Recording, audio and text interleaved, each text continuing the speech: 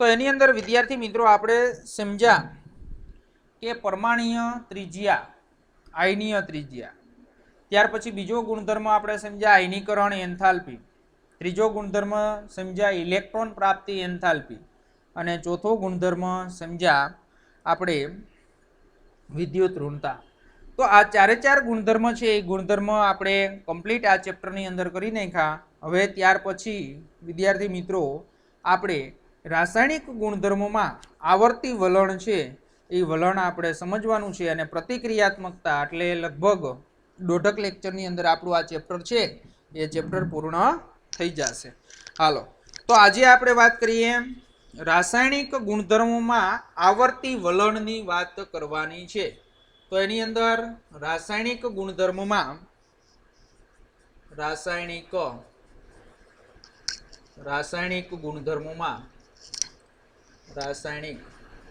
गुणधर्मोमां आवर्ती वलण, रासायणिक गुणधर्मोमां छे ए आवर्ती वलण समजाववानुं छे। तो एनी अंदर विद्यार्थी मित्रों के जे रासायणिक गुणधर्म छे एमां पण आवर्ती वलण आपणे समजवुं छे। तो एनी अंदर तत्वो आपणा छे एना रासायणिक गुणधर्म छे तो ए तत्वोना जे रासायणिक गुणधर्मनी वात करीए तो तत्वोना रासायणिक गुणधर्म कोना उपर आधार राखे तो तत्वोना रासायणिक गुणधर्मोमां छे मोटा भागना आवर्ती वलण के जे विकिरणीय संबंध होय, विकिरणीय संबंध ई पण आपणे आवशे, निष्क्रिय युग्म असर ई पण आवशे, निष्क्रिय युग्म असर, लेंथेनोइड संकोचन, लेंथेनोइड संकोचन। तो लेंथेनोइड संकोचन नी बात करवानी छे, लेंथेनोइड संकोचन। तो आ बधी असरो छे ए आना पछीना एकममां जे ते समूहनी ज्यारे वात करशुं त्यारे आपणे आ समजशुं। अत्यारे आपणे आ चेप्टरनी अंदर समजवानुं नथी पण અહીં આપણે તત્વોની સંયોજકતા અને બીજા આવર્તમાં એટલે કે લિથિયમ થી ફ્લોરિન સુધી જે અસામાન્ય ગુણધર્મનો છે એ આપણે અહીંયા શું કરવાનો છે, અભ્યાસ કરવાનો છે। પણ વિદ્યાર્થી મિત્રો આ વિકિરણીય સંબંધ કોને કહેવાય એ આપણે જે તે ચેપ્ટરની અંદર આવશે ત્યારે અભ્યાસ કરશું। નિષ્ક્રિય યુગ્મ અસરની પણ ન્યા અભ્યાસ કરશું અને લેન્થેનાઇડ સંકોચન છે એનો પણ આપણે છે એ આગળ અભ્યાસ કરશું। પણ આપણે અત્યારે અહીંયા જે રાસાયણિક ગુણધર્મની આવર્તી વલણ છે એમાં સંયોજકતા अथवा ऑक्सीडेशन अवस्थानी आवर्तिता विषे आपणे समजवानुं छे। तो बे टॉपिक आपने अहींया आप्या छे तो ए बे टॉपिक आपणे अहींया समजवा छे। तो ए बे टॉपिकनी आपणे वात करी दઈએ संयोजकता अथवा ऑक्सीडेशन, संयोजकता अथवा आपणे एम केवुं होय अथवा ऑक्सीडेशन अथवा ऑक्सीडेशन अवस्थानी, ऑक्सीडेशन अवस्थानी आवर्तिता नो अभ्यास करी। हालो हवे जो पेला ज शब्द लिखो छे संयोजकता। तो संयोजकता पण मैं तमने आगळ छे समजाई दीधुं तो के भाई आपणे तत्वनी ज्यारे वात करता होय त्यारे तत्वनी अंदर एना रासायणिक गुणधर्म ज्यारे आपणे समजवा होय त्यारे रासायणिक गुणधर्मनी आपणे वात करवी होय त्यारे एनी संयोजकता छे पेला आपने खबर होवी जोईए। जो संयोजकता आपने खबर होय तो ज एना छे शुं बनावता आवडे, संयोजनो छे ए तमने बनावता आवडे। એટલે સંયોજકતા તો તમને છે ખબર જ હોવી જોઈએ અને સંયોજકતા કોને કહેવાય તો એ પણ બધાને ખબર છે કે બાહ્યતમ કક્ષાની અંદર રહેલા જે ઇલેક્ટ્રોન છે તો ઇલેક્ટ્રોનની સંખ્યાને આપણે સંયોજકતા કહીએ। તો એનું એક પણ ઉદાહરણ પણ તમને આપી દઉં કે ધારો કે તમારી પાસે Mg અને Cl છે તો 9મા ધોરણની અંદર આ વસ્તુ આવતી। Mg છે એની ઇલેક્ટ્રોનની રચના તમને ખબર છે 12 એટલે 2 8 2 એટલે અહીં Mg+2 હોય। Cl ની તમને ખબર છે તો Cl ની છે એ શું હશે -1 संयोजकता हशे खबर छे ने 2 8 7 17 होय एनो એટલે Mg+2 होय Cl -1 होय એટલે તમે અહીં લખતા Mg ની નીચે 2 લખતા Cl ની નીચે 1 લખતા પછી ક્રોસ ગુણાકાર કરતા 9મા ધોરણની અંદર એટલે Mg 1 લેવાનો Cl 2 લેવાનો એટલે સંયોજન તમારું બન્યું MgCl2। તો આ MgCl2 બન્યું તો એ તમને કેવી રીતે ખબર પડી તો કે ભાઈ તમે એની સંયોજકતા જાણતા હતા એટલે તમે એનું સંયોજન છે એ બનાવી લીધું। તો એવી જ રીતે વિદ્યાર્થી મિત્રો જો આપણે સંયોજકતા અથવા તો એનું બીજું નામ છે ઓક્સિડેશન અવસ્થા તો તો આપણે સંયોજકતા અને ઓક્સિડેશન અવસ્થા તમે જો જાણતા હોય તો તમે એનું સંયોજન બનાવી શકો.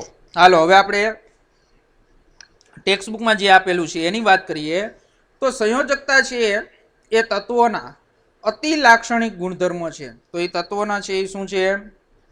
અતિ લાક્ષણિક ગુણધર્મ છે. અને જે તત્વની ઇલેક્ટ્રોનીય રચનાના આધારે વધુ સરળતાથી સમજાવી શકાય. અને પ્રતિનિધિ તત્વોની સંયોજકતા સામાન્ય રીતે જો કે આવશ્યક નથી પણ બાહ્યતમ કક્ષામાં રહેલા ઇલેક્ટ્રોનની સંખ્યા જેટલી. તો કોને કહેવાય સંયોજકતા? તો સંયોજકતા આપણે એમ કેવું હોય કે સંયોજકતા એટલે શું થાય?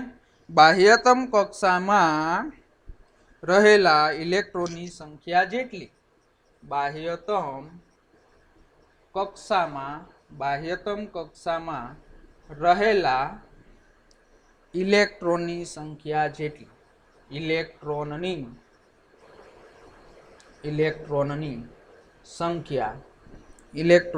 સંખ્યા જેટલી. અથવા જો આપણે એની અંદર હમણાં બેયના ઉદાહરણ લઈને તમને સમજાવું. અથવા ઇલેક્ટ્રોનની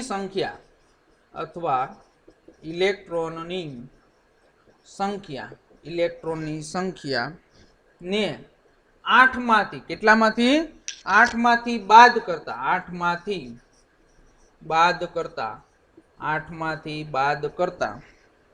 મળતી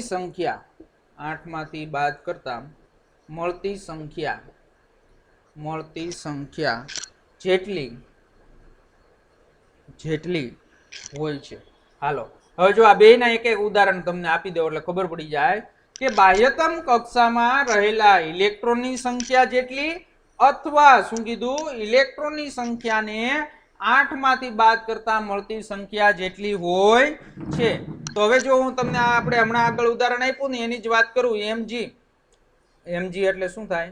2, 8 અને 2. તો બાહ્યતમ કક્ષાની અંદર કેટલા ઇલેક્ટ્રોન? 2. તો mg ની સંયોજકતા શું થશે? તો એ 2 ઇલેક્ટ્રોન ગુમાવશે એટલે mg ની સંયોજકતા +2. પણ જો ઉદાહરણ તમે ક્લોરીનનું આપો 17 નંબર એટલે 2, 8 અને 7 તો એની છે શું થશે? આના જેટલી અથવા તો આને ઇલેક્ટ્રોનની સંખ્યાને 8 માંથી બાદ કરો તો 8 માંથી બાદ કરો 7 એટલે શું મળે? 1 એટલે શું થશે? Cl-. તો Cl ની સંયોજકતા શું આવશે? -1. સમજણ પડી? હાલો તો હવે હાલમાં આપણે સંયોજકતા છે એ સંયોજકતાના બદલે આપણે શબ્દ શું વાપરીએ છીએ? તો અત્યારે આપણે હવે સંયોજકતા હોય એ સંયોજકતાના બદલે શબ્દ આપણે વાપરી શકાય ઓક્સિડેશન અવસ્થા. શું વાપરી શકાય? ઓક્સિડેશન અવસ્થા. તો ઓક્સિડેશન અવસ્થા પણ આપણે બોલી શકાય સંયોજકતાના બદલે. તો હવે ઓક્સિડેશન અવસ્થા શબ્દ પણ વાપરવામાં આવે છે. તો ઓક્સિજન પરમાણુ છે તો એ ઓક્સિજન પરમાણુના સંયોજનને છે એ આપણે ધ્યાનમાં લઈએ તો એની અંદર ઓક્સિજન પરમાણુના છે ને 2 સંયોજનો આપણે આપ્યા છે. કોના? ઓક્સિજન. તો ઓક્સિજન છે તો એ ઓક્સિજનના 2 આપને છે શું આપ્યા છે? તો ઓક્સિજનને આપણે 2 સંયોજનો છે એ આપેલા છે. તો એ 2 સંયોજનો હું તમને સમજાવું છું. OF2 અને બીજું સંયોજન છે Na2O. શું છે? Na2O. તો OF2 અને NO2 ને ધ્યાનમાં લઈએ તો આ સંયોજનમાં રહેલા તત્વોનો વિદ્યુત ઋણતાનો ક્રમ.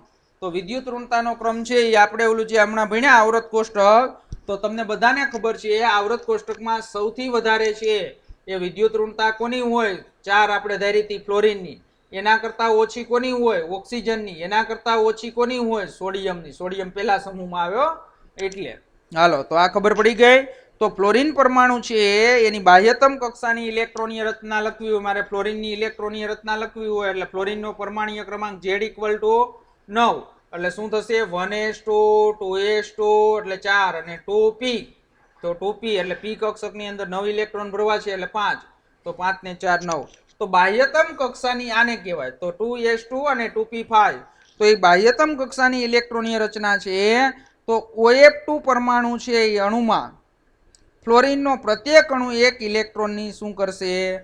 ભાગીદારી કરી અને ઓક્સિજન પરમાણુ સાથે કરે છે. તો ફ્લોરિન પરમાણુ વધારે વિદ્યુત ઋણતા હોવાના કારણે તેની ઓક્સિડેશન અવસ્થા શું થશે? -1 થશે. જો હું આખું તમને છે ને આ ટેક્સ્ટ બુકમાં જે શબ્દ વાપર્યા છે ને એના કરતાં હું તમને આ સરળ રીતે સમજાવી દઉં કે ભાઈ જો OF2 સંયોજન છે અને Na2O સંયોજન છે.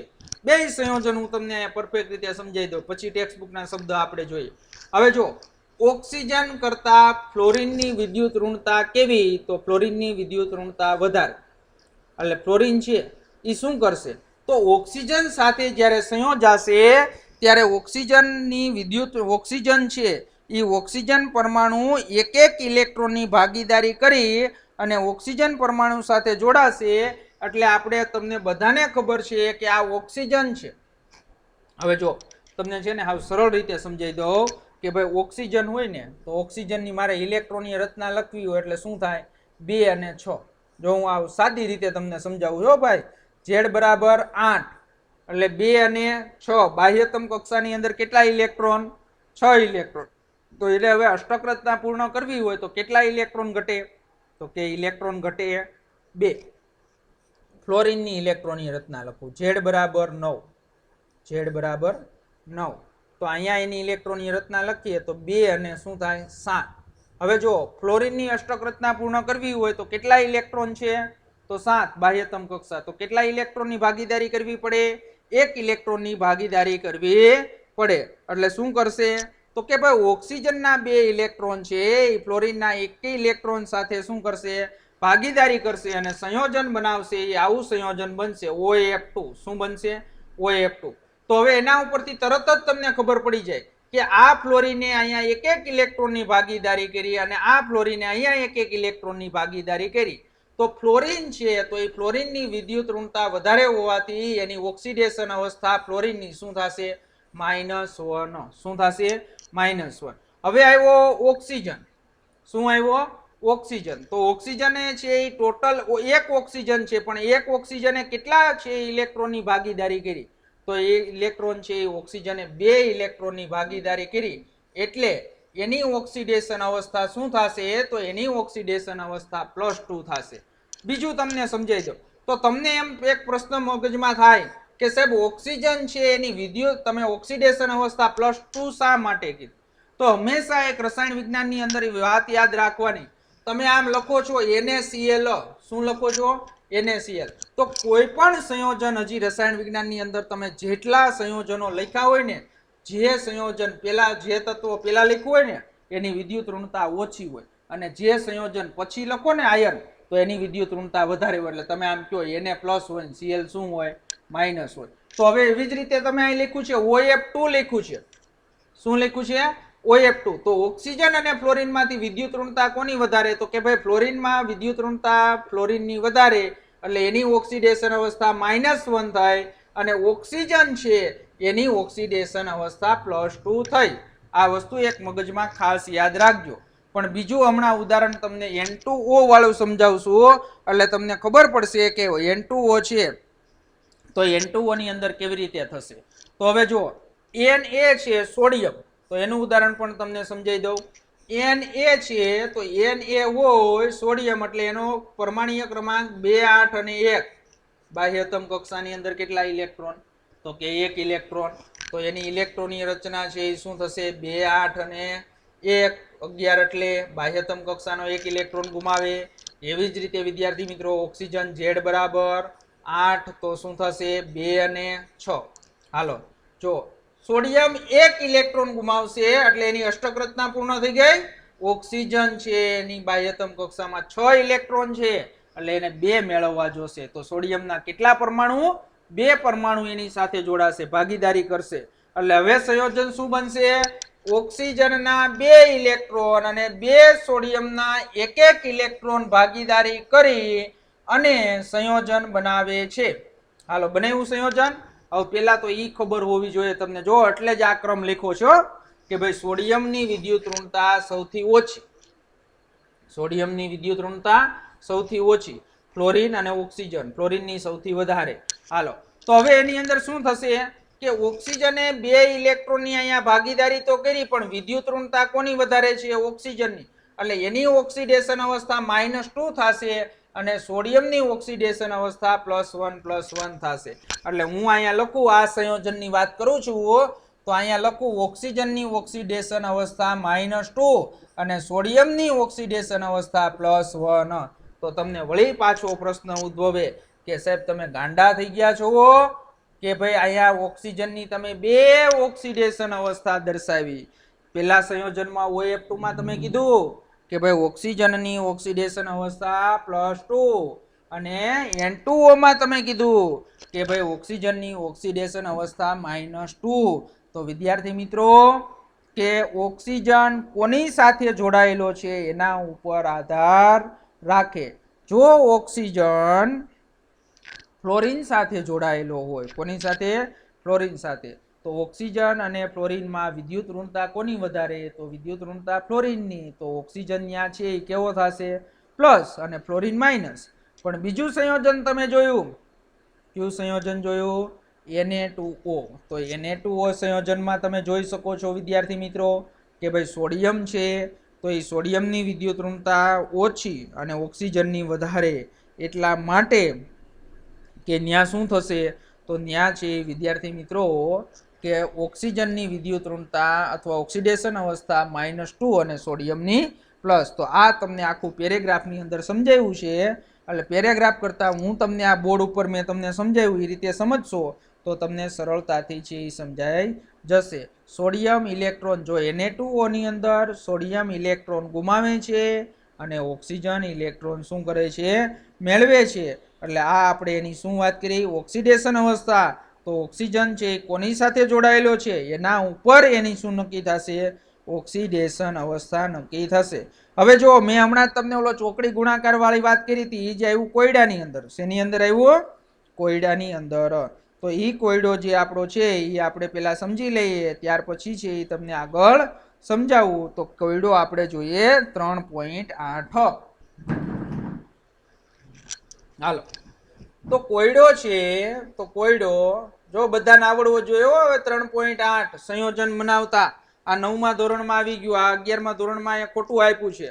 તો આવૃત કોષ્ટકનો ઉપયોગ કરી અને નીચે જણાવેલી જોડીમાં દર્શાવેલા તત્વો છે એ તત્વોના સંયોજાવાથી બનતા સંયોજનના આણ્વીય સૂત્રની આગાહી કરો. તો પેલું છે સિલિકોન. કોણ છે ભાઈ?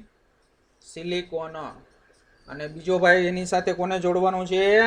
સિલિકોન અને બ્રોમિનને જોડવાનું છે. તો સિલિકોન અને બ્રોમિનની વાત કરવાની છે. અને બીજું છે એલ્યુમિનિયમ. એલ્યુમિનિયમ અને સલ્ફર. તો એલ્યુમિનિયમ અને સલ્ફરની વાત કરવી છે. ચાલો, તો હવે આપણે એની અંદર સિલિકોન એટલે Si અને Br એટલે બ્રોમિન. સમજણ પડી? એવી જ રીતે આપણે અહીંયા એલ્યુમિનિયમ એટલે Al અને સલ્ફર એટલે S. તો બધાને ખબર હોવી જોઈએ. સિલિકોનનો પરમાણ્વીય ક્રમાંક કેટલો? તો કે 14. કેટલો છે? 14. તો 14 પરમાણ્વીય ક્રમાંક હોય સિલિકોનનો એટલે બધાને ખબર પડે 2, 8 અને 4. બાહ્યતમ કક્ષાની અંદર કેટલા ઇલેક્ટ્રોન આવ્યા? 4 ઇલેક્ટ્રોન આવ્યા. Br છે એ કયા સમૂહનું તત્વ છે? તો બધાને ખબર છે 17મા સમૂહનું તત્વ. તો 17મા સમૂહની બાહ્યતમ કક્ષાની અંદર કેટલા ઇલેક્ટ્રોન હોય? 7. તો એની સંયોજકતા કેટલી થાય? 8 માંથી બાદ કરો -1. તો હવે તો સીધું જ છે, બધાને આવડી જાય. તો એનું સૂત્ર બનાવવું હોય તો જો મેં હમણાં તમને શીખવાડ્યું, તમે છે 9મા ધોરણની અંદર ભણી ગયા. Si સિલિકોનનો છે કેટલો છે? સંયોજકતા બાહ્યતમ કક્ષામાં 4. Br છે એ 7 છે, પણ હમણાં જ વાત કરી 8 માંથી બાદ કરવાનું તો શું થાય? 1. સમજણ પડી? સિલિકોન કેટલા લેવાના? 1. Br કેટલા લેવાના? 4. એટલે શું બની જશે? સંયોજન SiBr4. તો આવી રીતે બધાને સંયોજન બનાવતા આવડવા જોઈએ. સિલિકોન ટેટ્રાબ્રોમાઇડ આવડે બધાને અણુ સૂત્ર? હાલો, હવે જો એલ્યુમિનિયમ. તો એલ્યુમિનિયમ 13મા સમૂહ. તો એલ્યુમિનિયમ છે 13 નંબર ઉપર હોય એટલે 2, 8 અને 3. બાહ્યતમ કક્ષાની અંદર કેટલા ઇલેક્ટ્રોન? 3 ઇલેક્ટ્રોન. સલ્ફર છે એ 16મા સમૂહનું તત્વ અથવા તો એનો સલ્ફરનો 16મો સમૂહ. તો એની અંદર એનો પરમાણ્વીય ક્રમાંક 16 એટલે શું થાય? 2, 8 એટલે 10 અને બાહ્યતમ કક્ષાની અંદર 6 ઇલેક્ટ્રોન એટલે અહીંયા -2 થાય અને એલ્યુમિનિયમમાં +3 થશે. જો 6 છે એટલે 8 માંથી શું કરો તમે 6 ને બાદ કરો એટલે અહીંયા -2 થશે. તો વળી પાછો પ્રશ્ન થાય સાહેબ તમે -2 શું કા કીધું કે તમે તો એમ કીધું કે 8 માંથી 6 ને બાદ કરવાના તો શું થાય તો +2 વધે તો તમે બોલો છો તો -2 શું કા બોલું છું એલ્યુમિનિયમ કરતા સલ્ફરની વિદ્યુત ઋણતા કેવી વધારે એટલા માટે હો. તો અહીંયા એલ્યુમિનિયમ હોય એની સંયોજકતા 3 સલ્ફરની સંયોજકતા -2 એલ્યુમિનિયમ કેટલા લેવાના 2 સલ્ફર કેટલા લેવાના 3 તો સંયોજન શું બની જાય Al2S3 આને કહેવાય એલ્યુમિનિયમ સલ્ફાઇડ. શું કહેવાય એલ્યુમિનિયમ સલ્ફાઇડ. તો હવે કોઈ પણ સંયોજન બનાવવાનું કે તો તમે આવર્ત કોષ્ટકનો ઉપયોગ કરી અને તમે સંયોજન છે એ બનાવી શકો. આવડશે બધાને? હાલો તો હવે એની અંદર તમને સંયોજકતા આપેલી છે તો એ સંયોજકતા છે તો એ સંયોજકતા ઉપરથી તમને છે સંયોજનો બનાવતા આવડવા જોઈએ. તો એની પણ આપણે વિદ્યાર્થી મિત્રો વાત કરી દઈએ તો કેવી રીતે આપણે સંયોજન છે એ સંયોજન બનાવવા તો એ પણ તમને થોડાક ઉદાહરણો આપેલા છે. તો એ પણ ઉદાહરણો તમને હું સમજાવી દઉં કે ભાઈ તમને સમૂહ નંબર આપ્યા છે. શું આપ્યા છે? સમૂહ નંબર. તો સમૂહ નંબર 1 સમૂહ નંબર 2 સમૂહ નંબર 13 સમૂહ નંબર 14 સમૂહ નંબર 15 16 17 અને 18. તો બધા જ વિદ્યાર્થી મિત્રોને ખબર હોય સંયોજકતા ઇલેક્ટ્રોનની સંખ્યા. તો સંયોજકતા ઇલેક્ટ્રોનની સંખ્યાની વાત કરવી છે આપણે. તો સંયોજકતા ઇલેક્ટ્રોનની સંખ્યા તો બધાને ખબર હોવી જોઈએ. પહેલા સમૂહમાં કેટલી આવે 1 બીજા સમૂહમાં 2 ત્રીજા 13મા સમૂહમાં 3 કીધું છે ને 14માં 4 15માં 5 6 7 અને 8 આ બાહ્યતમ કક્ષાની અંદર રહેલા ઇલેક્ટ્રોનની સંખ્યા છે. પણ હવે જો એની સંયોજકતા તો મેં હમણાં જ તમને સંયોજકતાની વ્યાખ્યા આપી હતી કે ભાઈ બાહ્યતમ કક્ષાની અંદર 1 ઇલેક્ટ્રોન છે તો સંયોજકતા 1 2 છે તો 2 3 હોય તો 3 4 હોય તો 4 પણ હવે જો 5 થી ચાલુ થાય ન્યા વળી આપને પ્રશ્ન થાય. શું પ્રશ્ન થશે તો કે ભાઈ 5 એની સંયોજકતા હોય અને 3 પણ હોય. શું કા 3 અને 5 બેય હોય 3.5 નથી સંયોજકતા ક્યારે અડધી ન હોય હો યાદ રાખજો. કોઈ આને એમ નહીં કહેતા કે 3.5 છે 3 અને 5 બે. શું કા તો કે ભાઈ જો એની બાહ્યતમ કક્ષા 15મા સમૂહના જે તત્વ હોય તો એની બાહ્યતમ કક્ષાની અંદર કેટલા ઇલેક્ટ્રોન હોય 5 તો એ શું કરી શકે કે ભાઈ 5 ઇલેક્ટ્રોનની ભાગીદારી કરે તો સંયોજકતા 5 અથવા તો કોઈ પાસે 3 ઇલેક્ટ્રોન મેળવી લે તોય અષ્ટક રચના પૂર્ણ થઈ જાય. તો હવે અહીંયા 6 હોય તો 2 અને 6 7 હોય તો 2 અને 7 અને 8 હોય તો 0 અને 8 શું હોય 0 અને 8. હાલો હવે આના ઉપરથી એના શું આપ્યા છે ખબર છે વિદ્યાર્થી મિત્રો હાઇડ્રાઇડ અને ઓક્સાઇડ બનાવવાના છે. શું બનાવવાના છે? હાઇડ્રાઇડ બનાવવા છે. હાઇડ્રાઇડ એટલે H- હાઇડ્રાઇડ એટલે શું થાય H- અને ઓક્સાઇડ એટલે શું થાય O-2 શું થાય O-2. તો સંયોજનો તો બધાને બનાવતા આવડે. તો અહીંયા તમારી ટેક્સ્ટ બુકમાં છે ને પેજ ઓલું હતું ને એટલા માટે નીચે આપેલું છે. હું અહીંયા ડાયરેક્ટ જ સમજાવી દઉં છું તમને. હાઇડ્રાઇડના સૂત્ર લખતા આવડવા જોઈએ તમને. શું આવડવું જોઈએ? હાઇડ્રાઇડના સૂત્ર. તો હાઇડ્રાઇડના સૂત્ર અને ઓક્સાઇડના સૂત્ર. કોના? ઓક્સાઇડના સૂત્ર. આપણે બબે 3 ઉદાહરણ લઈ લઈએ એટલે તમને છે એ આવડી જાય અને પછી બાકીના ઉદાહરણ છે એ તમે જોઈ લેજો એટલે તમને ખબર પડી જાય. હાલો પેલા સમૂહના તત્વ આવૃત કોષ્ટક આ બાજુમાં રાખવાનું હો. તો મને યાદ હોય તમને કદાચ ન યાદ હોય તો આવૃત કોષ્ટક બાજુમાં રાખવાનું. પેલા સમૂહમાં કોણ હોય? લિથિયમ. લિથિયમનો હાઇડ્રાઇડ બનાવવો છે એટલે લિથિયમની સંયોજકતા +1. પેલા સમૂહના બધા જ તત્વો હોય એની સંયોજકતા શું હોય +1. તો લિથિયમ છે તો લિથિયમની સંયોજકતા +1 હોવાના કારણે આપણે એની સાથે હાઇડ્રોજનને જોડવો છે. હાઇડ્રાઇડ બનાવવો છે. પેલા હાઇડ્રાઇડ બધાયના બનાવી નાખવું. તો લિથિયમ પ્લસ હોય તો શું થાય Li- એટલે લિથિયમ હાઇડ્રાઇડ લખાય. જો આ પ્લસ અને આ માઇનસ. એવી જ રીતે હવે તમને સોડિયમ હાઇડ્રાઇડ કે પોટેશિયમ હાઇડ્રાઇડ કે બધાયના લખતા આવડે. Sodium hydride potassium hydride. હાલો પેલો સમૂહ કમ્પ્લીટ. હવે બીજા સમૂહની વાત કરીએ. બીજા સમૂહમાં બાહ્યતમ કક્ષાની અંદર 2 ઇલેક્ટ્રોન છે તો એમાં કેલ્શિયમની વાત કરું તો કેલ્શિયમ +2 હોય તો હાઇડ્રોજન -1 છે તો મારે કેટલા હાઇડ્રોજન જોડવા પડે 2. જો ચોકડી ગુણાકાર જેને ન આવડતો ઓલો આગળ સમજાવ્યું ને એ પ્રમાણે કરો તો સરળતાથી સમજણ પડી જશે. હાલો બીજા સમૂહની ખબર પડી ગઈ. હવે 13મા સમૂહની વાત કરીએ તો 13મા સમૂહનું છે બે આપને આપ્યા છે, બોરોન અને એલ્યુમિનિયમ. તો હવે જો બોરોન સંયોજકતા કેટલી 3, તો સંયોજકતા 3 હોય તો એની અંદર હાઇડ્રોજનની -1, તો શું લખાશે BH3. પણ ટેક્સ્ટ બુકમાં તમને આપ્યું છે B2H6. એ શું કાંઈ આપ્યું છે એ અત્યારે નથી સમજાવતો, કારણ કે 12મા ધોરણની અંદર આવશે કે આને દ્વિઅણુ સ્વરૂપે અસ્તિત્વ છે એ ધરાવે છે, એટલે ગુણ્યા 2 કરો એટલે શું થાય B2H6. પણ BH3 લખશો તો એ ખોટું નહીં પડે હો. હાલો એલ્યુમિનિયમ હાઇડ્રાઇડ, એલ્યુમિનિયમ +3 તો હાઇડ્રોજન -3 કરવા માટે 3 હાઇડ્રોજન એટલે એલ્યુમિનિયમ હાઇડ્રાઇડ. હું ઓલો ચોકડી ગુણાકાર જ કરું છું વિદ્યાર્થી મિત્રો, મૂંઝાતા નહીં. જો ચોકડી ગુણાકાર જ હું કરું છું. આ 14મા સમૂહના તત્વ છે તો એની અંદર કોણ આવશે કાર્બન. તો બધાને ખબર છે કાર્બનની બાહ્યતમ કક્ષાની અંદર 4 ઇલેક્ટ્રોન, હાઇડ્રોજનની બાહ્યતમ કક્ષામાં 1, એટલે એનું સંયોજન બનાવવું હોય તો શું બને CH4. પછી સિલિકોનનું બનાવવું હોય તો SiH4. પછી જે જર્મેનિયમનું બનાવવું હોય તો GeS4. તો આવી રીતે સંયોજન બનાવવાના છે. હાલો 15મા સમૂહમાં બાહ્યતમ કક્ષામાં કેટલા ઇલેક્ટ્રોન 5 અથવા 3, તો હવે એની સંયોજકતા 3 છે, અહીંયા 3 હોય તો શું થાય તો બધાને ખબર જ છે એમોનિયા NH3. શું થશે NH3. પછી PH3, તો બધા છે શું કરશે હાઇડ્રાઇડ 3 વાળા હાઇડ્રાઇડ બનાવશે, આર્સેનિક હાઇડ્રાઇડ. સમજણ પડી.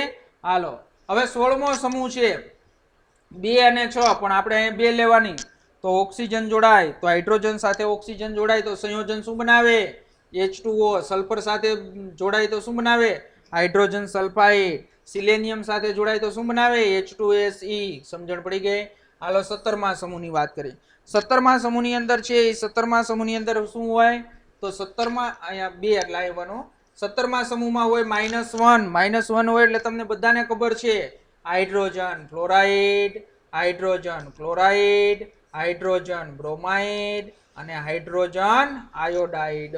અને 18મા સમૂહની 0 છે એટલે હાઇડ્રાઇડ સંયોજનો બનાવતા નથી. હાલો હાઇડ્રાઇડ સંયોજનોની અંદર તમે અહીંયા -1 લેતા હતા, હવે એની જગ્યાએ તમારે શું કરવાનું છે ઓક્સિજન લેવાનો છે. -2 ઓક્સાઇડ બનાવવા છે ને, તો ઓક્સાઇડ એટલે ઓક્સિજન શું થશે -2 થશે. તો ઓક્સિજન એટલે -2 થશે. તો એ -2 ની આપણે વાત કરીએ તો એની અંદર તમને પહેલા હું સમજાવી દઉં, પછી આપણે બધા ઝડપથી છે એ ઝડપથી લખીએ. જો Li ની સંયોજકતા વિદ્યાર્થી મિત્રો કેટલી પ્લસ, ઓક્સિજનની સંયોજકતા -2. હવે બધાને આવડે છે, અહીંયા નીચે લખવાનો 1, અહીંયા લખવાનો 2. તો લિથિયમ કેટલા લેવાના 2, ઓક્સિજન કેટલા લેવાના 1, એટલે શું બને Li2O બની ગયો લિથિયમનો ઓક્સાઇડ. એવી જ રીતે સોડિયમનો ઓક્સાઇડ કહે તો શું થાય Na+, ઓક્સિજન -2, અહીંયા લખવાનો 1, અહીંયા લખવાના 2, Na 2 લેવાના, ઓક્સિજન 1 લેવાનો, એટલે શું બની જાય Na2O સોડિયમ ઓક્સાઇડ. તો હવે તો બધાને આવડ્યા. હું ચોકડી ગુણાકાર જ કરું છું ભાઈ, બીજું કાંઈ કરતો નથી. તો પેલા સમૂહના ઓક્સાઇડ આપણે બનાવવા હોય તો શું બને Li2O, પછી એવી જ રીતે Na2O, પછી એવી જ રીતે આપણે બનાવવું હોય તો K2O. તો આવી રીતે તમને બનાવતા આવડવા જોઈએ. હાલો એવી જ રીતે હવે તમને બીજો સમૂહ જો હું સાથે સાથે સમજાવતો જાઉં, વળી પાછા અમુકને પ્રશ્ન ઉદ્ભવશે. Mg ની સંયોજકતા બીજા સમૂહના તત્વ કોણ છે મેગ્નેશિયમ, કેલ્શિયમ, સ્ટ્રોન્શિયમ અને બેરિયમ. તો એ બધાની સંયોજકતા +2 છે. તો અહીંયા ઓક્સિજન -2 છે, તો બધાને ખબર હોય +2 ને -2 એટલે તટસ્થ બની જાય, એટલે ડાયરેક્ટ જ લખતા આવડી જવું જોઈએ. MgO Ca+2 oxygen -2 calcium oxide CaO. તો હવે લખતા આવડે બધાને. તો અહીંયા તમારે એના ઓક્સાઇડ લખવા હોય બીજા સમૂહના તો મેગ્નેશિયમ ઓક્સાઇડ, કેલ્શિયમ ઓક્સાઇડ, પછી સ્ટ્રોન્શિયમ ઓક્સાઇડ અને Ba બેરિયમ ઓક્સાઇડ. હાલો સમૂહ નંબર 13. સમૂહ નંબર 13 એટલે શું આવશે તો બોરોન એલ્યુમિનિયમ આવશે. તો બોરોન અને એલ્યુમિનિયમ ની પણ વાત કરી દઉં. બોરોન છે જો સમૂહ નંબર 13 હોય એટલે એની બાહ્યતમ કક્ષાની અંદર કેટલા ઇલેક્ટ્રોન 3, એટલે શું થશે અહીંયા B3 હોય અને ઓક્સિજન -2 હોય તો અહીંયા બોરોન 3 લેવાના, ઓક્સિજન 2 એટલે ક્રોસ ગુણાકાર કરવાનો. ક્રોસ ગુણાકાર કરો એટલે શું થઈ જશે એનો ઓક્સાઇડ B2O3. શું તો બની જશે B2O3, એટલે અહીં લખવાનું B2O3. એવી જ રીતે એલ્યુમિનિયમ કે 10મા ધોરણની અંદર ભણી ગયા Al2O3, એલ્યુમિના આવતું તો ને તમારે, તો Al2O3. પછી ગેલિયમ Ga2O3, એટલે એક એક આવડે તો હાલે. એટલે બધાય પછી એના જેવા જ હોય. હાલો પછી હવે આપણે વાત કરીએ 14મા સમૂહ. બાહ્યતમ કક્ષાની અંદર કેટલા ઇલેક્ટ્રોન? 4. 4 હોય એટલે કાર્બન 4 અને ઓક્સિજન -2. તો આનું સંયોજન બનાવવું હોય તો એની અંદર છે અહીંયા 4 અને અહીંયા 2 એટલે શું બની જાય? CO2 carbon dioxide. સમજણ પડી? તો એના સંયોજન બનાવવા હોય તો CO2, પછી SI નું ઓક્સાઇડ બનાવવો હોય તો SiO2, જર્મેનિયમ નો બનાવવો હોય તો GeO2. તો પછી એક આવડે એટલે બધાય આવડે. સમજણ પડી ગઈ? હાલો હવે 15મા સમૂહ. 15મા સમૂહની બાહ્યતમ કક્ષાની અંદર કેટલા? તો કે 5 ઇલેક્ટ્રોન. તો એના સંયોજન બનાવવા હોય તો એના સંયોજન શું બનશે? તો એની અંદર એવી જ રીતે N2O3 પણ બનશે, પછી P4O6 બનશે. તો આ બધા એના છે સંયોજન તમને બનાવતા આવડવા જોઈએ. AS2O3 આર્સેનિક ઓક્સાઇડ બનશે. તો ઘણા બધા ટેક્સ્ટબુકની અંદર ઉદાહરણ આપેલા છે. હાલો 16મો સમૂહ છે. તો 16મા સમૂહની અંદર બાહ્યતમ કક્ષાની અંદર કેટલા ઇલેક્ટ્રોન? તો એની અંદર 6. તો એના છે એ શું બનશે? તો એની અંદર બનશે SO3, SeO3, SO3. જો SO3 હવે તમને સીધી જ ખબર પડી જવી જોઈએ. જો ઓક્સિજન અહીંયા કેટલા? 3. એકની સંયોજકતા -2. તો 3 ઓક્સિજન હોય તો એની સંયોજકતા -6. તો અહીંયા સલ્ફરની સંયોજકતા શું થાય? +6. તો હવે તો એવી રીતે પણ તમને શોધતા આવડી જાય. અને ત્યાર પછી 17મા સમૂહની અંદર એક જ ઓક્સાઇડ બનાવે છે Cl2O7. શું બનાવશે? Cl2O7. હાલો તો વિદ્યાર્થી મિત્રો આપણે આ ઓક્સાઇડ અને હાઇડ્રાઇડ સંયોજનો કેવી રીતે બને? તો જુદી જુદી સંયોજકતા ધરાવતા તત્વોના હાઇડ્રાઇડ અને ઓક્સાઇડ સંયોજનની અહીંયા આપણે વાત કરી. તો આ જે આપણે વાત કરી એ સંયોજકતાની વાત કરી. કોની વાત કરી? સંયોજકતાની. હાલો ત્યાર પછી આગળ અભ્યાસ કરીએ આપણે. દ્વિતીય આવર્ત કીધો તમને. શું કીધો છે? દ્વિતીય આવર્ત તત્વોના અનિયમિત ગુણધર્મની વાત કરવી છે. તો દ્વિતીય આવર્તની અંદર આપણે તત્વોના અનિયમિત ગુણધર્મ છે એ ગુણધર્મ આપણે સમજીએ. એટલે આપણે આવર્તી વલણ છે એ આવર્તી વલણની વાત, રાસાયણિક ગુણધર્મમાં જે આવર્તી વલણ છે તો એ આવર્તી વલણ પૂરું થઈ જાય અને ત્યાર પછી જે પ્રતિક્રિયાત્મકતા છે તો એ પ્રતિક્રિયાત્મકતા સમજશું. હાલો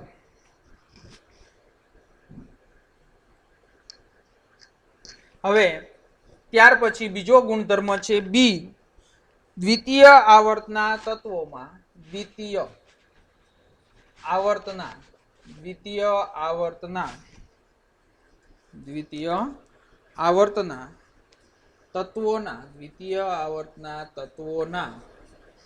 તત્વોના અનિયમિત ગુણધર્મો. હાલો તો પહેલા તો આપણે એ ખબર હોવી જોઈએ ને કે ભાઈ દ્વિતીયક આવર્તના તત્વોની આપણે વાત કરવાની છે અને એના અનિયમિત ગુણધર્મ છે એ આપણે સમજવા છે. તો પહેલા તો દ્વિતીય આવર્ત છે એ હું તમને અહીં લખી નાખું અને પછી એની જે અનિયમિત ગુણધર્મ છે તો એ અનિયમિત ગુણધર્મની આપણે વાત કરવી છે. હાલો તો એની અંદર દ્વિતીય આવર્ત હોય તો અહીંયા શું હોય? લિથિયમ, પછી બેરિલિયમ, પછી અહીંયા શું આવશે? Boron, carbon, nitrogen, oxygen, chlorine અને નિયોન. તો વિદ્યાર્થી મિત્રો આ જે છે એ દ્વિતીયક આવર્તના તત્વ છે. હવે આની અંદર જે આપણે તત્વોના જે અનિયમિત ગુણધર્મ છે તો એ અનિયમિત ગુણધર્મની વાત કરવાની છે. હાલો તો એની અંદર આપણે સમૂહ 1 એટલે લિથિયમ, સમૂહ 2 એટલે બેરિલિયમ અને સમૂહ 13 થી 17. જો આ સમૂહ પહેલો હોય, આ સમૂહ બીજો હોય, અહીંયા 13મો હોય, અહીંયા 14, અહીંયા 15, અહીંયા 16, અહીંયા 17 અને અહીંયા 18 સમૂહ હોય. તો આ જે તત્વો છે તો એની અંદર બોરોન થી ફ્લોરિન પોતાના સમૂહના છે અન્ય સભ્યથી અનેક બાબતમાં જુદા પડે છે. શું કા જુદા પડે છે એની પણ વાત કરીએ આપણે. લિથિયમ છે અને અન્ય આલ્કલી ધાતુઓ તથા બેરિલિયમ અને અન્ય આલ્કલાઇન અર્ધધાતુઓ થી પણ જુદા સંયોજનો છે એ સહસંયોજક બનાવે છે. અને જ્યારે અન્ય સભ્યો છે એ મુખ્યત્વે શું કરે છે? આયનીય સંયોજનો બનાવે છે. તો વાસ્તવમાં લિથિયમ અને બેરિલિયમ તો લિથિયમ અને બેરિલિયમ તે પછીના સમૂહના બીજા ક્રમના તત્વ. એટલે કે જો ખાસ આ વસ્તુ અત્યારે અહીંયા છે તમારે સમજવાની છે અને આગળ જ્યારે આપણું ચેપ્ટર આવશે કે ભાઈ ચેપ્ટરનું નામ છે 11મા ધોરણની અંદર એસ વિભાગના તત્વો આવશે.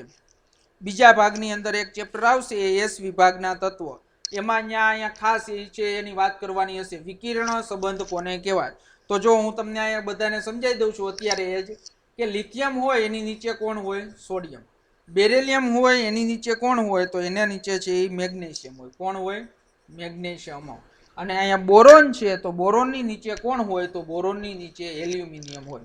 મારે વિકિરણ સંબંધ સમજાવવો છે તમને, અને એની અંદર શું કા વિકિરણ સંબંધ? પહેલા તો વિકિરણ સંબંધ કોને કહેવાય હું કહી દઉં તમને કે લિથિયમ છે એ લિથિયમ થી અહીંયા ક્રોસ તમે દોર્યું, લિથિયમ અને મેગ્નેશિયમ. તો લિથિયમ અને મેગ્નેશિયમ વિકિરણ સંબંધ ધરાવે છે. ક્રોસ સંબંધ એટલે વિકિરણ સંબંધ કહેવાય ને. હાલો, ત્યાર પછી બેરિલિયમ અને એલ્યુમિનિયમ છે એ પણ વિકિરણ સંબંધ ધરાવે છે. એટલે મારો કહેવાનો મતલબ એમ છે કે અમુક પ્રકારના રાસાયણિક ગુણધર્મો લિથિયમ અને મેગ્નેશિયમના સરખા હોય. તો એનું કારણ શું છે એ પણ હમણાં સમજાવું તમને. અમુક રાસાયણિક ગુણધર્મો બેરિલિયમ અને એલ્યુમિનિયમના સરખા હોય. કોના હોય? બેરિલિયમ અને એલ્યુમિનિયમના સરખા હોય.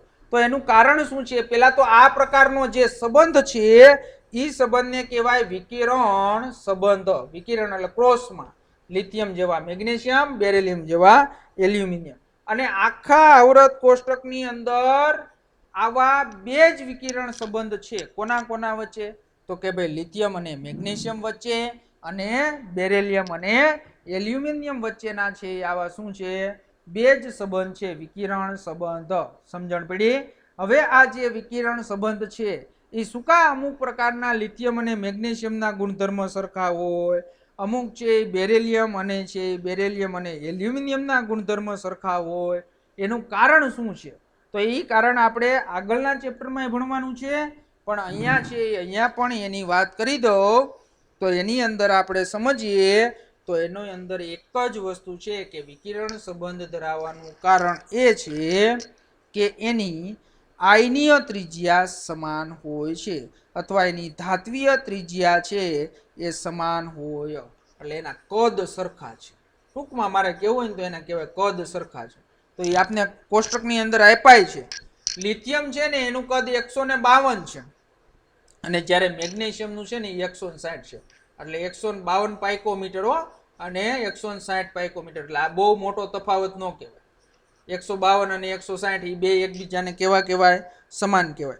તો તમને એમ થાય સાહેબ લિથિયમ અને સોડિયમમાં જોવો જ તો કે ભાઈ લિથિયમનું 152 તો સોડિયમનું 186, તો એ તફાવત કહેવાય. હો ભાઈ, બેરિલિયમનું કદ છે 111 પાઇકોમીટર, અને જ્યારે એલ્યુમિનિયમ છે તો એ બેરિલિયમની, જો આ લિથિયમ અને મેગ્નેશિયમ છે ને એની ધાત્વીય ત્રિજ્યા સમાન છે. કોની?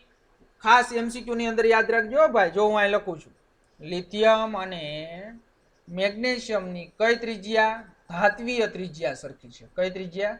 ધાત્વીય ત્રિજ્યા. તો હવે એની અંદર તમને એમ થાય કે ભાઈ બેરિલિયમ અને એલ્યુમિનિયમ જે વિકિરણ સંબંધ ધરાવે છે તો એની અંદર એની ધાત્વીય નહીં પણ એની આયનીય ત્રિજ્યા સમાન છે. તો આપણે એની આયનીય ત્રિજ્યાની જ વાત કરીએ કે ભાઈ બેરિલિયમ છે તો એ બેરિલિયમ અને એલ્યુમિનિયમની આપણે વાત કરીએ તો એ બેરિલિયમ અને એલ્યુમિનિયમની આયનીય ત્રિજ્યા, આમાં ઓલો નથી આપ્યું તમને, એટલે આનો ત્રિજ્યાનો ગુણોત્તર સરખો છે. તો એ લિથિયમ અને મેગ્નેશિયમ છે એમાં ધાત્વીય ત્રિજ્યા સમાન છે. આગળ આપણે અભ્યાસ આવશે. બેરિલિયમ અને એલ્યુમિનિયમ છે એમાં ત્રિજ્યાનો ગુણોત્તર છે કેવો છે? તો ત્રિજ્યાનો ગુણોત્તર સમાન હોય છે. એટલે આ બે છે એ શું કરે છે? તો આ બે વિકિરણ સંબંધ ધરાવે છે, અને આવૃત કોષ્ટકની અંદર છે એ આ બે જ છે વિકિરણ સંબંધ. બીજા ક્યાંય વિકિરણ સંબંધ છે નહીં. સમજણ પડી? હાલો, તો ત્યાં સુધી તમને સમજાયું, ત્યાં સુધી હું તમને જોઈ દઉં, પછી એસ અને પી વિભાગના તત્વ લખ્યું છે ત્યાંથી પછી આગળ સમજાવી. હાલો, જો કે લિથિયમ અને અન્ય આલ્કલી ધાતુઓ બેરિલિયમ અને અન્ય આલ્કલાઇન અર્ધ ધાતુઓથી જુદા સંયોજનો સહસંયોજક બનાવે છે, અને જ્યારે અન્ય સભ્યો મુખ્યત્વે આયનીય સંયોજનો બનાવે છે. અને વાસ્તવમાં લિથિયમ અને બેરિલિયમ, ત્યાં ખાસ ટેક્સ્ટબુકમાં અંડરલાઈન કરજો હો ભાઈ, લિથિયમ અને બેરિલિયમ તે પછીના સમૂહના બીજા ક્રમના તત્વો, એટલે અનુક્રમે લિથિયમની ક્રોસમાં કોણ આવે? મેગ્નેશિયમ, અને બેરિલિયમની ક્રોસમાં કોણ આવે? એલ્યુમિનિયમ સાથે સામ્યતા ધરાવે છે. સામ્યતા એટલે એના ગુણધર્મ કેવા હોય? સરખા હોય.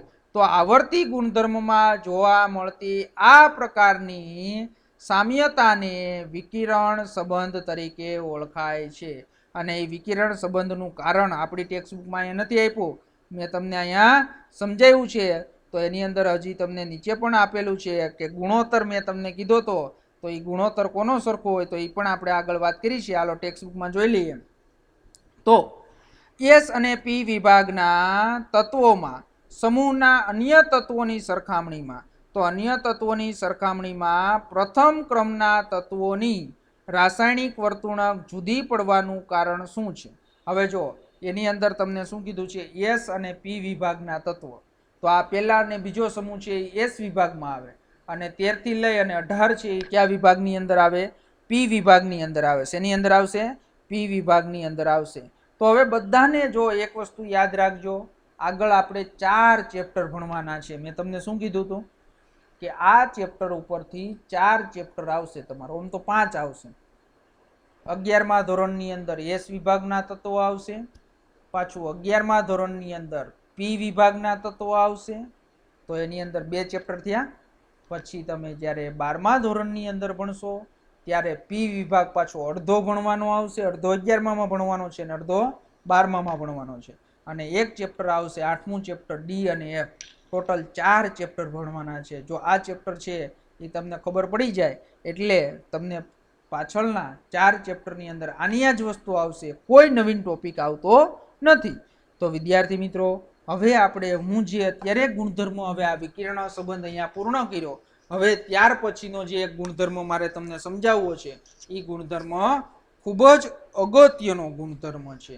શું કા અગત્યનો ગુણધર્મ છે? કારણ કે આ 4 ચેપ્ટર તમે ભણશો ને તો એ 4 ચેપ્ટરની અંદર આવશે. પણ આ જે ગુણધર્મ હું ભણાવું છું એ ગુણધર્મ માત્ર ને માત્ર એસ અને પી વિભાગના તત્વોમાં જ લાગુ પાડે છે. ડી અને એફ ની અંદર આ ગુણધર્મ લાગુ પડતો નથી. તો એ ગુણધર્મની આપણે અહીંયા થોડીક પ્રાથમિક માહિતી આપી છે, હું તમને સમજાવી દઉં છું કે કોઈ પણ સમૂહ હોય, ધારો કે તમે આ 13મો સમૂહ લ્યો છો. કયો સમૂહ લ્યો છો? 13મો સમૂહ. તો 13મા સમૂહનું જે આ પહેલું તત્વ હોય તો એ પહેલું તત્વ અહીંયા નીચે રહેલા તત્વથી થોડાક બોલું છું, બધાય નથી બોલતો હું, થોડાક ગુણધર્મ છે એના અલગ પડશે. તો એ થોડાક ગુણધર્મ અલગ પડવાનું કારણ શું છે? આ બધાય મેં સમૂહ બોર્ડ ઉપર ડ્રો કર્યા છે, બધાયમાં આ કાર્બન એ પોતાના સમૂહથી થોડાક ગુણધર્મો અલગ ધરાવે. નાઇટ્રોજન એ પહેલું તત્વ છે, પોતાના સમૂહથી અલગ ગુણધર્મ ધરાવે. ઓક્સિજનમાં એવું થશે, ફ્લોરિનમાં એવું થશે, અહીંયા લિથિયમમાં એવું થશે, બેરેલિયમમાં પણ એવું થશે. તો એવું થવાનું કારણ શું છે? તો વિદ્યાર્થી મિત્રો, એનું કારણ અહીંયા લખું છું હું. તો એ કારણ તમારે 2 વર્ષ દરમિયાન સાથે રાખવાનું. જો કે બધાને ખબર તો હોય જ એ કારણ કે ભાઈ એવું થવાનું કારણ શું છે, તો બધાને ખબર છે કે કોઈ પણ સમૂહ હોય તો એ સમૂહમાં પહેલું તત્વ હોય તો તત્વોનું કદ કેવું હોય? તો તત્વોનું કદ નાનું હોય. 2 જ કારણ છે હોય ને, ગુણધર્મ અલગ, તત્વોનું કદ નાનું અને બધાને ખબર છે કે કોઈ પણ સમૂહ હોય એમાં પહેલું તત્વ હોય એની વિદ્યુત ઋણતા વધારે હોય. સમૂહમાં નીચે જાશો એટલે વિદ્યુત ઋણતામાં શું થાય? ઘટાડો. એટલે બીજું કારણ આપણે શું આપી શકીએ? તો બીજું કારણ એમ આપી શકાય કે તેની વિદ્યુત ઋણતા વધારે, અને તેની વિદ્યુત ઋણતા છે એ વિદ્યુત ઋણતા શું થશે?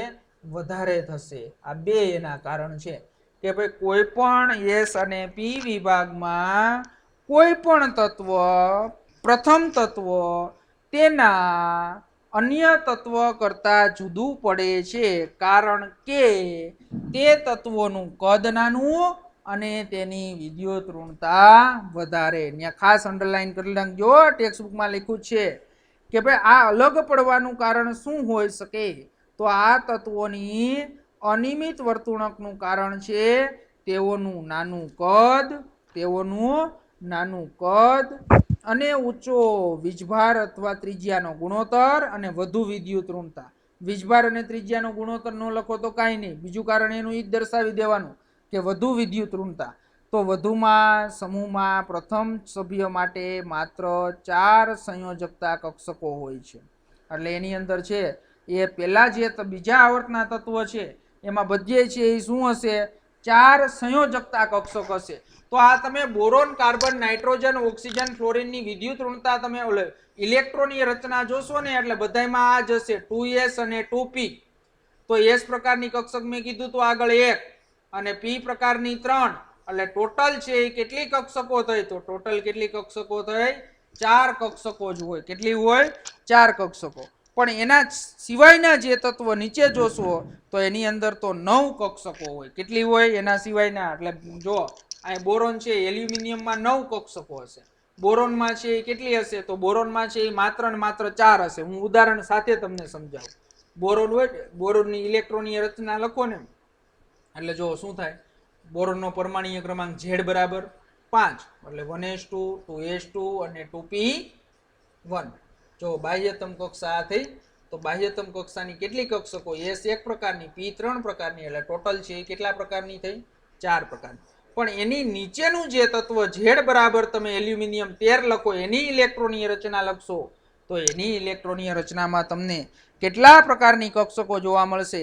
તો એની અંદર 9 પ્રકારની કક્ષકો જોવા મળશે. કેવી રીતે 9 પ્રકારની કક્ષકો જોવા મળશે એની પણ હું વાત કરી દઉં તમને કે ભાઈ 1s2 2s2 2p6, એટલે કેટલા થયા? 10 ઇલેક્ટ્રોન થયા.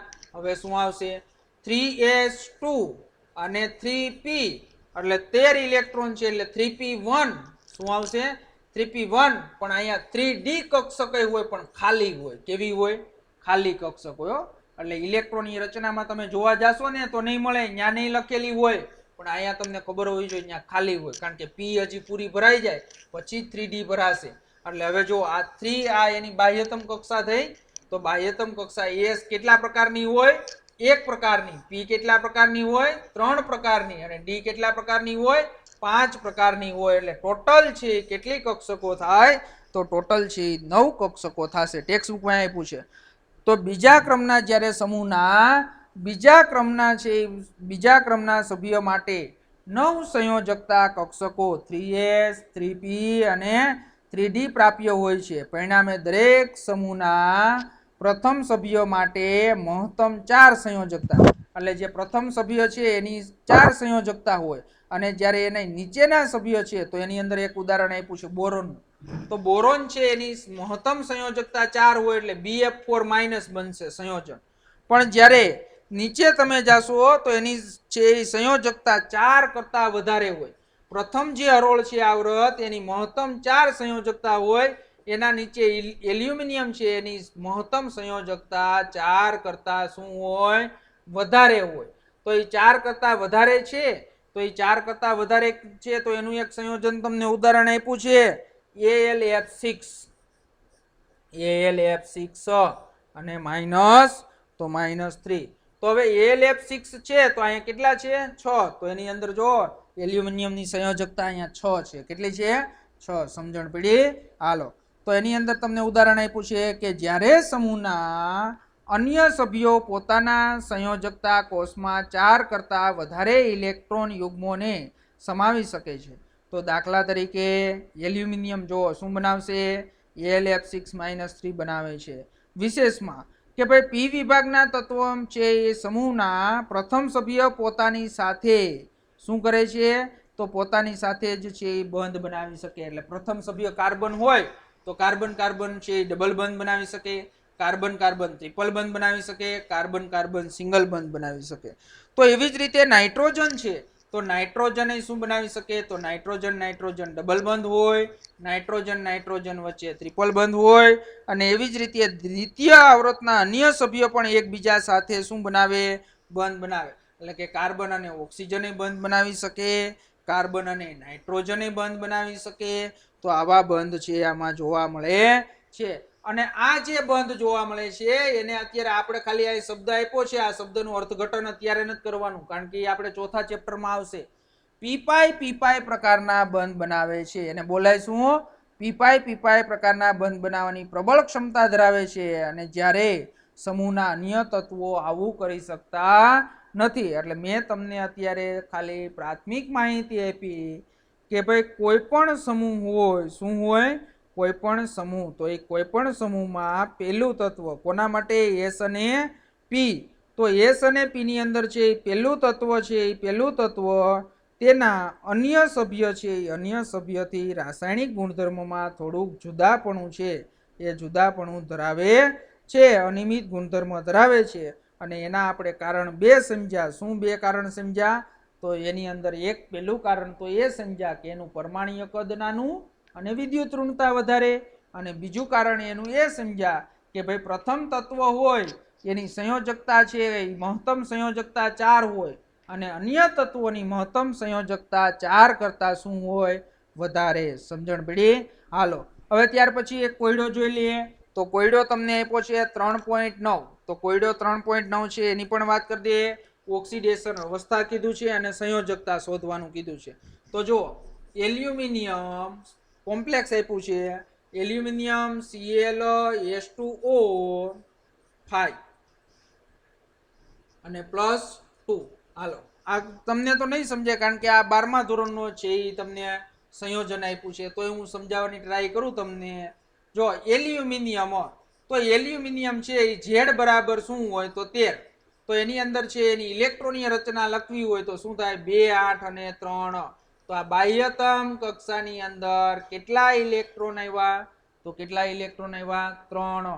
તો 3 આવ્યા. તો એલ્યુમિનિયમની સંયોજકતા કેટલી થાય? તો એલ્યુમિનિયમની સંયોજકતા થશે 3. કેટલી થશે? 3. પણ એની સહસંયોજકતા શોધવાનું કીધું છે. સહસંયોજકતા શું કીધું છે? સહસંયોજકતા. હવે જો અહીંયા તમને આકૃતિ દોરીને સમજાવું ને એટલે તમને સમજાઈ જશે. એલ્યુમિનિયમ છે, હવે એલ્યુમિનિયમ સાથે કોણ જોડાણું છે? Cl. એટલે મેં અહીંયા એક જોડ્યો Cl. બીજા H2O પાણીના અણુ જોડાણા છે, પણ કેટલા જોડાણા છે? 5. એટલે અહીંયા એક H2O જોડાણો, અહીંયા બીજો H2O જોડાણો, અહીંયા ત્રીજો H2O જોડાણો, અહીંયા ચોથો H2O જોડાણો અને અહીંયા પાંચમો H2O જોડાણો. હવે જો આની અંદર આ સહસંયોજકતા કહેવાય. આ બધા ઇલેક્ટ્રોન યુગ્મનું દાન કરે એટલે એલ્યુમિનિયમ છે એ ટોટલ કેટલા બંધ સાથે જોડાશે? 6. તો એની સહસંયોજકતા કેવી? સહસંયોજકતા કેટલી થાય? તો સહસંયોજકતા છે એ કેટલી થાય? 6. તો હવે જો એક બીજો પ્રશ્ન આમાંથી આન્સર મળી જાય તો એની અંદર છે એની સહસંયોજકતા છે એ કેટલી થાય? 6. અને સંયોજકતા છે એ કેટલી થાય? 3. સમજણ પડી? તો વિદ્યાર્થી મિત્રો આ કોયડો છે એ કોયડો છે 12મા ધોરણનો આપણે સવર્ગ સહસંયોજનો ચેપ્ટર આવશે એમાં આવશે આ સહસંયોજકતા અને સંયોજકતા શોધવા માટેના સૂત્ર આવશે. ત્યાં તમને સમજાશે, પણ અહીંયા તમને છે એ સમજાવવાનો પ્રયત્ન કર્યો છે.